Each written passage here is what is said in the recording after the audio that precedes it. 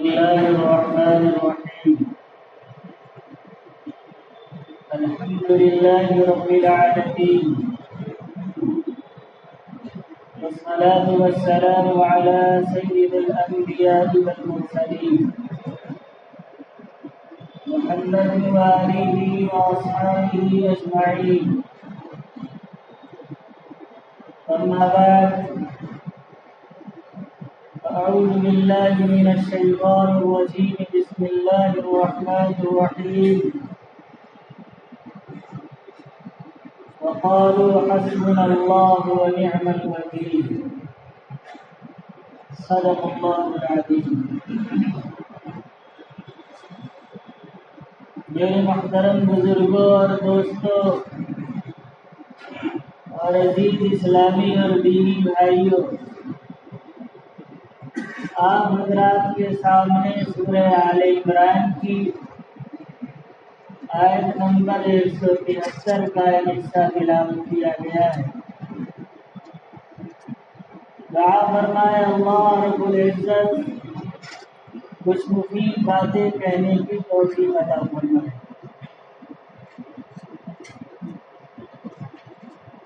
اگر ہم کائنات میں غور کریں تو قدم قدم پر ہمیں اللہ رب العزت کی نشانیاں نظر آئیں گی. اللہ رب العزت کی قدرت کی نشانیاں ہمیں نظر آئیں گی. اگر ہم آسمان کی بلندیوں کو دیکھیں تو ہمیں اللہ رب العزت کی کبریائی سمجھ میں آئے. اگر ہماری نظر سمندر کے تلاطم اور طغیانی اور اس کی روانی کی طرف ہو تو پھر ہمیں اللہ رب العزت کی وسعت رحمت نظر آئے. اگر ہم آفتاب و مہتاب کی نورانی کرنوں کی طرف نظر کریں تو یہ بات ہمیں سمجھ میں آئے گی یہ آفتاب و مہتاب کا جمال اتنا ہے کہ پھر اللہ رب العزت کے جمال کا کیا عالم ہوگا. جب ہم درندوں میں سے شیر کو دیکھتے ہیں تو ہمارے اوپر ہیبت طاری ہو جاتی ہے. جو اللہ رب العزت کی مخلوقات میں سے ایک مخلوق ہے کہ پھر اس مخلوق کے پیدا کرنے والے کے ہیبت اور جلال کا کیا عالم ہوگا. الغرض ہم اللہ رب العزت کی پیدا کردہ مخلوقات میں نظر کریں تو ہمیں اللہ رب العزت کی ذات کو پہچاننے میں آسانی ہوگی. خود اللہ رب العزت قرآن میں بار بار اپنی مخلوقات میں غور و فکر کرنے کے لیے حکم دیتا ہے فلا ينظرون الى الابل كيف خلقت والى السماء كيف رفعت والى الجبال كيف نصبت والى الارض كيف سطحت. کبھی کہتا ہے وفي انفسكم افلا تبصرون، تمہاری ذات کے اندر بھی میری نشانیاں ہیں قدرت کی، اگر تم غور و فکر کرو تو تمہیں سمجھ میں آئے گا. وہی اللہ ہے جو ہمیں جلاتا ہے مارتا ہے، وہو یحیی و یمیت.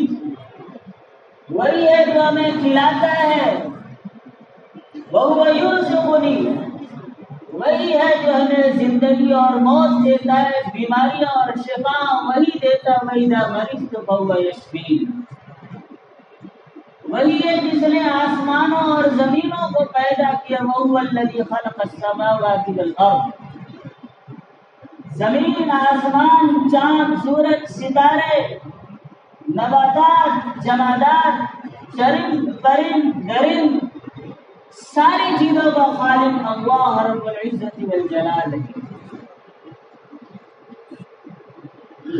جب ساری چیزوں کا خالق اللہ ہے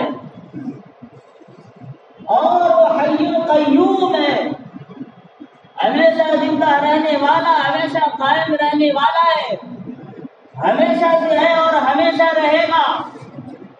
کائنات کا کوئی ذرہ اس کی نگاہ سے پوشیدہ نہیں ہے. ہم آواز بلند بولے یا آہستہ بولے یا دل کے اندر ابھی ہمارے خیالات چل رہے ہیں، اللہ رب العزت اسے بھی جانتے ہیں، وَهُوَ يَعْلَمُ السِّرَّ وَأَخْفَى۔ جب اتنا طاقتور اللہ ہے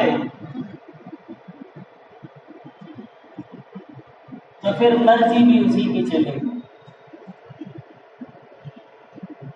ساری کائنات میں سب سے بڑا اللہ ہے، اسی لیے نماز میں اٹھتے بیٹھتے ہم اللہ اکبر کہتے ہیں۔ اللہ اکبر کا معنی ہے کہ اللہ سب سے بڑا ہے، اللہ ہر چیز سے بڑا ہے۔ جب مؤذن اذان دیتا ہے تو شروع میں 4 بار اللہ اکبر اللہ اکبر اللہ اکبر اللہ اکبر کہتا ہے۔ اللہ سب سے بڑا ہے، اللہ سب سے بڑا ہے، اللہ سب سے بڑا ہے، 4 بار مؤذن کہتا ہے۔ علماء یا حکمت اور نکتہ بیان کرتے ہیں کہ 4 بار مؤذن کیوں کہتا ہے؟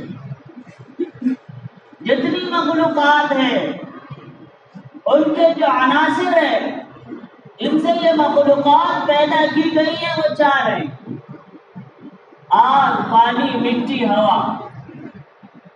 انہی 4 چیزوں سے مل کر کائنات کی ساری مخلوقات پیدا کی گئی ہے۔ کچھ مخلوقیں مٹی سے پیدا ہے، کچھ آگ سے پیدا ہے، کچھ پانی سے پیدا ہے، کچھ ہوا سے ہے، اور یہ چاروں مخلوقات اپنے آپ میں انتہائی طاقتور ہیں۔ آگ کی طاقت کا اندازہ اس بات سے لگایا جا سکتا ہے کہ جب آگ بھڑکتی ہے تو پورے شہر کو جلا کر خاکستر کر دیتی ہے۔ ابھی آپ نے چند دنوں پہلے نیو یارک کے شہر کا واقعہ سنا ہوگا کہ جب آگ بھڑکی تو ساری چیزوں کو اور ایک لمبے رقبے کو جلا کر خاکستر کر دی۔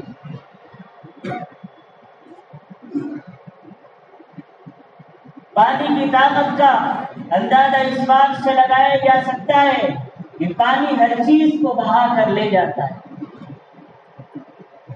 ابھی ماضی قریب میں سائنسدانوں نے ٹائٹینک کو بنایا، ٹائٹینک جہاز کو بنایا اور سمندر میں اور دریا میں اتارنے سے پہلے انہوں نے یہ دعویٰ کیا تھا کہ یہ کبھی ڈوب نہیں سکتا، بلکہ بعضوں نے تو یہاں تک کہہ دیا تھا کہ اگر غور کیا جائے تو ڈوب نہیں سکتا۔ لیکن نتیجہ کیا ہوا؟ جب اسے اول ویلا میں پہلی بار پانی کے اندر اتارا گیا تو سمندر کے طوفان سے ٹکرایا اور 2 ٹکڑے ہو کر برباد ہو گیا۔ جب سیلاب آتا ہے، جب سونامی آتی ہے تو پورے شہر کو برباد کر دیتی ہے۔ اس سے پانی کا اندازہ لگایا جا سکتا ہے۔ ہوا جتنی طاقتور اللہ رب العزت کی مخلوق ہے، اس واقعہ سے اندازہ لگایا جا سکتا ہے کہ قوم عاد جو انتہائی طاقتور قوم تھی، جو کہتی تھی من اشد منا قوة، ہم سے زیادہ طاقتور قوم ہے، لیکن اللہ رب العزت فارسلنا علیہم ریحا صرصرا، اللہ نے ان کے اوپر تیز و تند سخت ہوا بھیجی، اور وہ ہوا اتنی تیز تھی کہ کافروں کو پٹک پٹک کر زمین پر دے مارا، اور اگلے دن زمین پر ان کی لاشیں ایسے پڑی ہوئی تھی کہ قرآن کہتا ہے کأنہم اعجاز نخل خاویہ، درخت کے کھجور کے درخت کے بڑے بڑے تنے جیسے زمین پہ گرے ہوئے۔ اس سے اندازہ لگایا جا سکتا ہے کہ ہوا اللہ رب العزت کی کتنی طاقتور مخلوق ہے۔ مٹی اللہ رب العزت کی کتنی طاقتور مخلوق ہے۔ زلزلہ آتا ہے، زمین اپنا سینہ چاک کرتی ہے اور کتنے مکانات مکینوں سمیت اس کے اندر ڈھل جاتے اور سب موت کے منہ میں چلے جاتے۔ اس سے مٹی کی طاقت کا اندازہ لگایا جا سکتا ہے۔ آگ، پانی، مٹی، ہوا، اللہ رب العزت کہتا ہے نبی صلی اللہ علیہ وسلم کے واسطے سے ہمیں اللہ اکبر، اللہ ساری چیزوں سے بڑا ہے، آگ اور اس سے پیدا شدہ مخلوق سے بڑا ہے، پانی اور اس سے پیدا شدہ مخلوق سے بڑا ہے، ہوا اور اس سے پیدا شدہ مخلوق سے بڑا ہے، مٹی اور اس سے پیدا شدہ مخلوق سے بڑا ہے، الغرض اللہ اکبر ساری چیزوں سے بڑا ہے، اللہ اکبر اسی کا مطلب ہے۔ جب اللہ رب العزت کائنات کی ساری چیزوں سے بڑا ہے تو عبادت بھی اللہ رب العزت کی جائے گی، مرضی بھی اللہ رب العزت کی چلے گی، کسی اور کی مرضی نہیں چل سکتی۔ جنت میں سیدنا آدم علیہ السلام اور حضرت حوا خوشی خوشی رہ رہے تھے، آدم کی خواہش ہے کہ ہم جنت میں رہیں، لیکن اللہ رب العزت یہ خواہش یہ ہے کہ آدم دنیا میں جائیں، ہوا بھائی جو اللہ رب العزت نے چاہا آدم دنیا میں آئے۔ نوح علیہ السلام 950 برس تک اپنی امت کو تبلیغ کرتے رہے اور سمجھاتے رہے، لیکن قوم نے مان کے نہ دیا سوائے چند افراد کے۔ نتیجہ کیا ہوا کہ حضرت نوح علیہ السلام نے بدعا فرما دی، رب لا تذر علی الارض من الکافرین دیارا، زمین پہ ایک بھی کافر نہیں رہنا چاہیے، انہم لا یلد الا فاجرا کفارا، کیونکہ اگر یہ رہیں گے تو آگے فاسق و فاجر ہی چلیں گے۔ حضرت نوح علیہ السلام کی دعا قبول ہوئی اور اللہ رب العزت کی طرف سے طوفان آیا۔ نوح علیہ السلام اور ان کے مومن ساتھی کشتی میں سوار ہو گئے۔ نوح علیہ السلام کی خواہش ہے کہ میرا بیٹا بھی کشتی میں سوار ہو جائے۔ طوفان کے وقت حضرت نوح علیہ السلام نے کہا یا بنی ارکب معنا، ایمان لے کر آ جاؤ اور کشتی میں سوار ہو جاؤ۔ نوح علیہ السلام کی شدید خواہش ہے کہ میرا بیٹا کشتی میں سوار ہو جائے، لیکن بیٹا کہتا ہے سآوی الی جبل یعصمنی من الماء، میں تو پہاڑ کی چوٹیوں پہ چڑھ جاؤں گا اور بچ جاؤں گا۔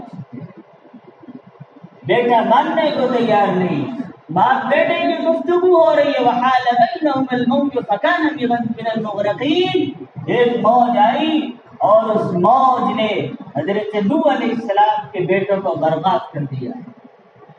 حضرت نوح علیہ السلام کی خواہش ہے کہ بیٹا کشتی میں سوار ہو جائے اور بچ جائے، لیکن اللہ رب العزت نے تقدیر میں لکھ دیا تھا کہ نوح علیہ السلام کا بیٹا کافر ہوگا اور غرقاب ہوگا۔ مرضی کس کی چلے گی؟ اللہ رب العزت کی چلے گی۔ جب مرضی اللہ رب العزت کی چلے گی تو ہر وقت ہر لمحہ میں ہمارا دھیان اللہ رب العزت کی طرف ہونا چاہیے کہ اللہ رب العزت ہمیں اس وقت کیا مطالبہ کرتا ہے۔ غمی ہو، خوشی ہو، مصیبت ہو، راحت ہو، ہر وقت میں ہمارا دھیان اللہ رب العزت کی طرف ہونا چاہیے۔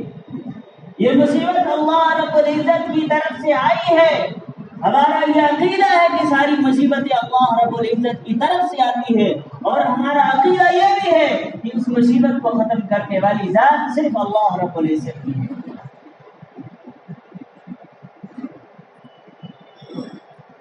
جب مصیبت اللہ کی طرف سے آ رہی ہے تو ہمارا دھیان بھی کدھر ہونا چاہیے کہ مصیبت ختم کرنے والا اللہ ہے، اس لیے ہمیں اللہ کے در پہ جانا چاہیے۔ گڑبڑی یہاں سے ہوتی ہے کہ مصیبت آتی ہے تو بجائے ہم اللہ کے در کے کہیں اور چلے جاتے ہیں اور پھر عاملوں کے پاس جاتے ہیں، پھر ان سے تعویذیں لیتے ہیں اور ان سے گھنٹے لیتے ہیں، اور پھر وہ ایک مسلمان کا عقیدہ خراب کرتا ہے۔ میں یہ نہیں کہتا کہ تعویذ بنانا جائز نہیں ہے، جائز ہے، لیکن اس کا یہ نتیجہ نکلتا ہے کہ ایک مسلمان بجائے اللہ رب العزت کے بھروسہ کرنے پر تعویذ دینے والے کے اوپر بھروسہ کر بیٹھتا ہے۔ بھروسہ اللہ رب العزت کی ذات پہ ہونا چاہیے۔ انبیاء علیہ الصلوۃ والسلام پر مصیبتیں آئیں، انہوں نے اللہ رب العزت کو پکارا اور اللہ رب العزت نے نجات دی، کیونکہ نجات دینے والا صرف اللہ۔ سیدنا ابراہیم علیہ السلام ہے، اپنی قوم کو اللہ رب العزت کی طرف دعوت دے رہے ہیں، قوم ماننے کو تیار نہیں ہے۔ ایک وقت وہ آیا کہ حضرت ابراہیم علیہ السلام کی قوم نے آپس میں یہ مشورہ کیا کہ حضرت ابراہیم کو آگ میں جلا ڈالو وانصروا آلہتکم، اور اپنے معبودوں کی مدد کرو۔ چنانچہ مہینوں تک لکڑیاں اکٹھا کی گئی اور آگ جلائی گئی، اور اس آگ کی بلندی آسمان سے باتیں کر رہی ہے۔ علماء نے لکھا ہے کہ اس آگ کے اوپر سے اگر کوئی پرندہ بھی گرتا تو جل کر آگ کے اندر گر جاتا تھا۔ جب آگ اتنی زبردست بھڑکائی گئی تو سوال یہ پیدا ہوا کہ آگ کے قریب تو جایا نہیں جا سکتا ہے، ابراہیم کو آگ میں ڈالا کیسے جائے؟ تو شیطان آیا اور اس نے لوگوں کو یہ مشورہ دیا کہ منجنیق بنا کر اس میں رکھ کر حضرت ابراہیم کو پھینک دیا گیا۔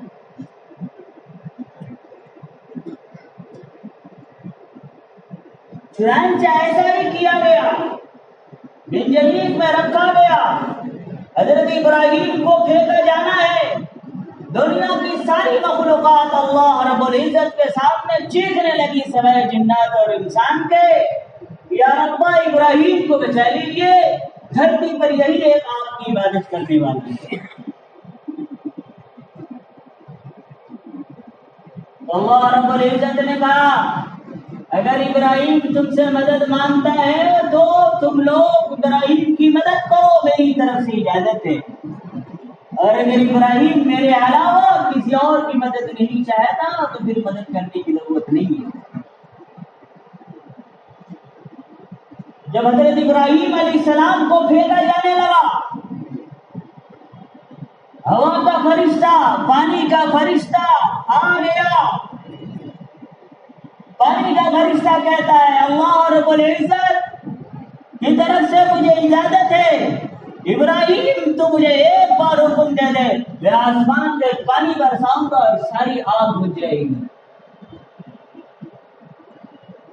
ابراہیم علیہ السلام کہنے لگے اما الیک فلا، تمہاری مجھے کوئی ضرورت نہیں۔ ہوا کا فرشتہ کہنے لگا ابراہیم مجھے حکم دو، میں آگ کو اڑا کر کہیں اور پھینک دوں گا۔ ابراہیم علیہ السلام کہنے لگے اما الیک فلا، مجھے تمہاری کوئی ضرورت نہیں، جس کے لیے مجھے آگ میں ڈالا جا رہا ہے وہی تجھے بچائے۔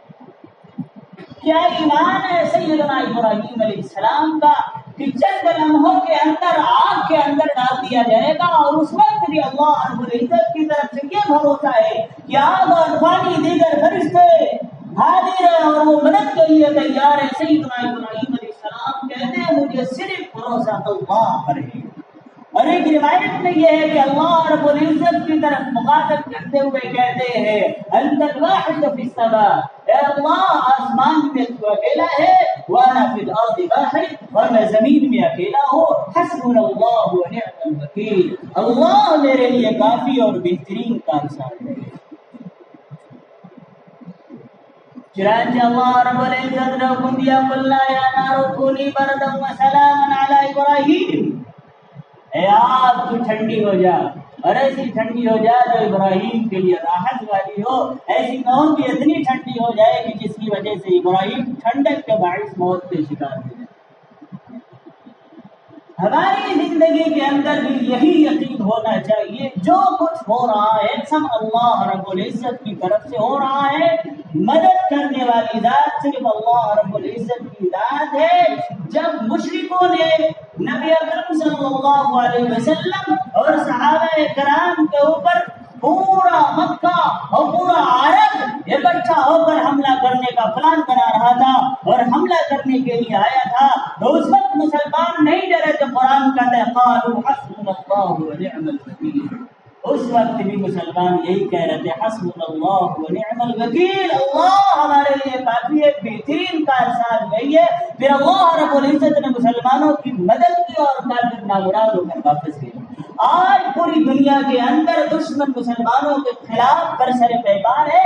وہ یہ چاہتا ہے کہ مسلمانوں کی لیڈ سے بجا دی جائے, سب ہستی سے مسلمانوں کو مٹا دیا جائے. ہمارے دل کے اندر بھی وہی یقین ہونا چاہیے, حسبنا اللہ و نعم الوکیل, اللہ ہے جو ایسے حالات میں بھی ہماری مدد کرنے پر قادر ہے, وہ قدرت رکھتا ہے, اور ہمارا پکا یقین اللہ رب العزت ہماری حفاظت کرتا ہے. اس لیے اپنے دل کے اندر اللہ رب العزت کی عظمت کو بٹھائے اور اللہ رب العزت کی ذات پر یقین رکھے. کامیابی دنیا میں بھی ہوگی اور آخرت میں بھی ہوگی. اللہ رب العزت مجھے اور آپ کو کہنے سننے سے زیادہ عمل کرنے کی توفیق عطا فرمائے. وآخر دعوانا الحمد للہ رب العالمین.